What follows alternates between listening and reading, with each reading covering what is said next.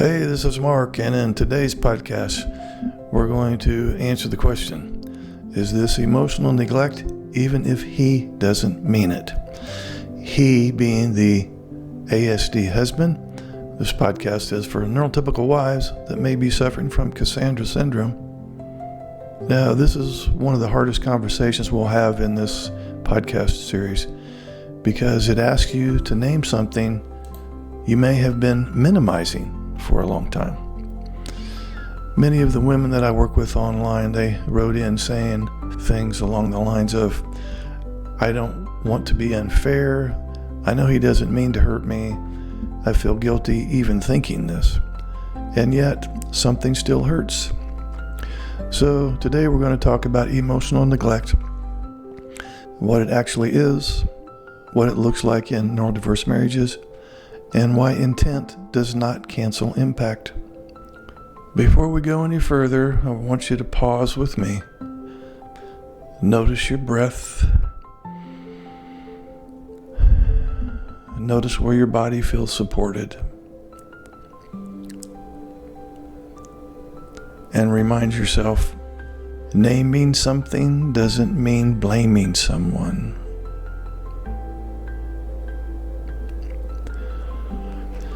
The questions in this episode came from women who were, quite honestly, afraid that using the word neglect might make them cruel or ungrateful.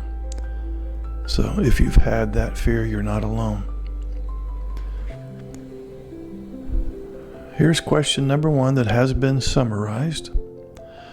What exactly is emotional neglect? Emotional neglect is the ongoing absence of emotional responsiveness in a relationship. It looks like emotions going unacknowledged, distress being met with silence or logic, no follow-up after vulnerability, feeling emotionally alone during hard moments. Neglect is not about abuse or intention, it's about absence. And absence, when chronic, creates real harm. That is Cassandra syndrome. Now, if hearing that brings a wave of sadness, let's pause right here. Sadness is often the first honest emotion when truth is named.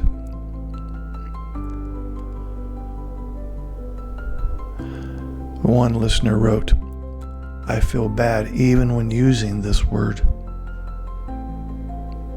Question number 2 that's been summarized. Can something be neglectful if it's unintentional? Yes. Intent does not erase impact. For example, a child can be unintentionally neglected.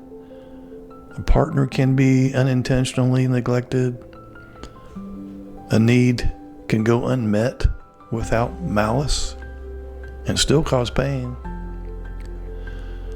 Autism may explain why emotional responsiveness is limited, but it does not change what it feels like to live without it. Both realities matter. Now, if you feel torn between compassion and hurt, let's pause right here.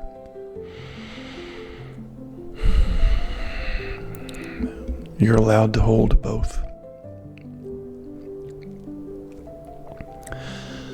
Several women asked this next question in almost the same words.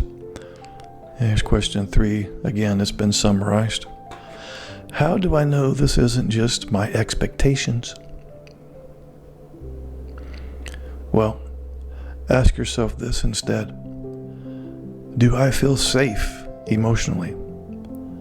Do I feel comforted when I'm distressed? Do I feel emotionally accompanied in my life? These are not excessive expectations. They're relational fundamentals. So if those experiences are consistently missing, this is not about preference anymore. It's about deprivation. So if you've been questioning your reality, let's pause right here.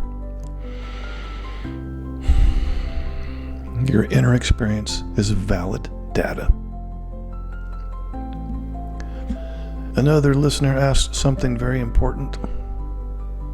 What does emotional neglect look like in daily life?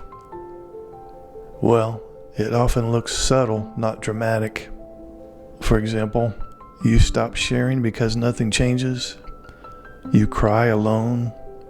You comfort yourself after hard days.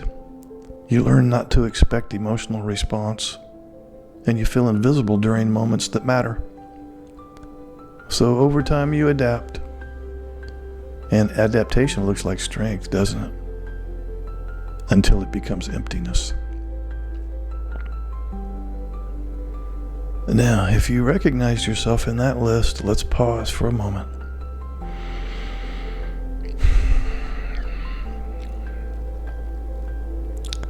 Adaptation is not consent. Many women asked this next question with fear. Question 5. Is it wrong to feel angry about this? No. Anger is not cruelty. Anger is boundary awareness. It often shows up when sadness has been ignored for too long. Anger doesn't mean you want to punish your ASD husband. It means something inside you knows this isn't sustainable.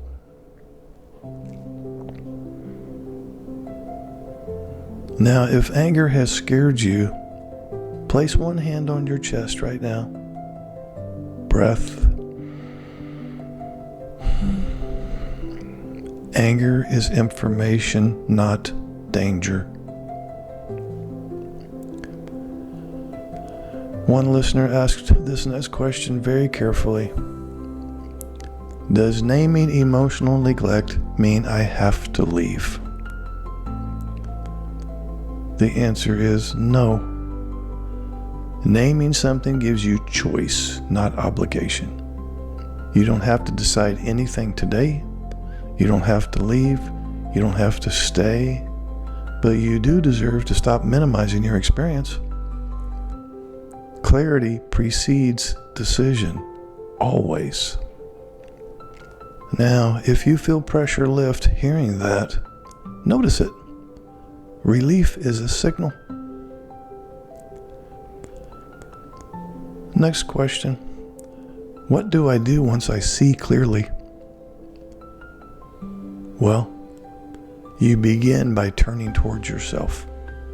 That may mean building emotional support outside the marriage, setting internal boundaries, lowering emotional exposure where it harms, seeking informed guidance, stopping self-sabotage. You don't fix neglect by enduring it better.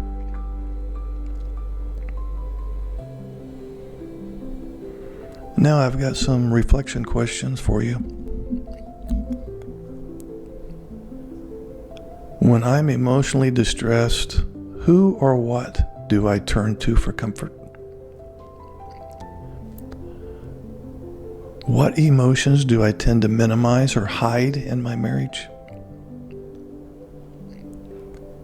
What does emotional presence look like to me? Where have I adapted in ways that cost me something important? And what truth feels clearer after listening to this episode? Okay, you don't need solutions yet. Clarity comes first.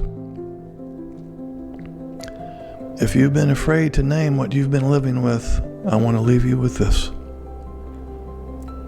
You can be compassionate and honest.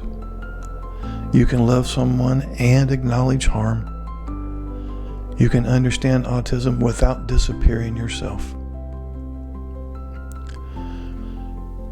Now, in the next episode, we're going to talk about empathy differences and why your autistic husband seems cold when you're hurting and what that really means.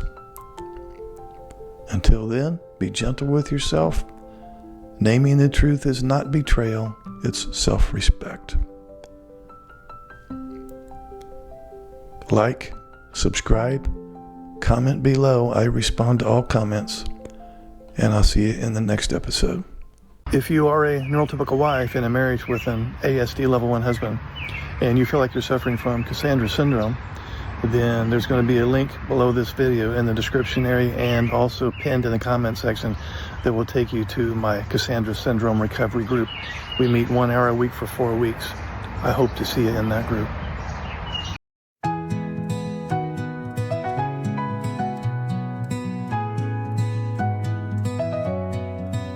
We've been walking down a broken road, saying words we never meant to show.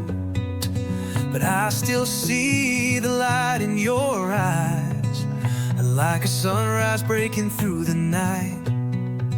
It ain't the easy times that prove our love is strong, it's holding on when the nights feel long. So let's build it back, board by board, lay a new foundation on the love we swore. We can find the music in the silence too, 'cause hope still lives in me and you. Let's believe that love can carry us through. This is our song of hope, me and you.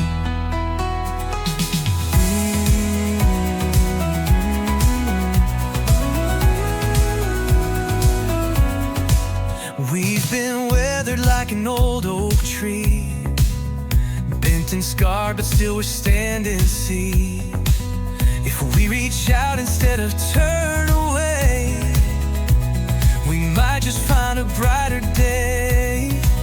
Love ain't about never getting it wrong, it's choosing again to keep moving on.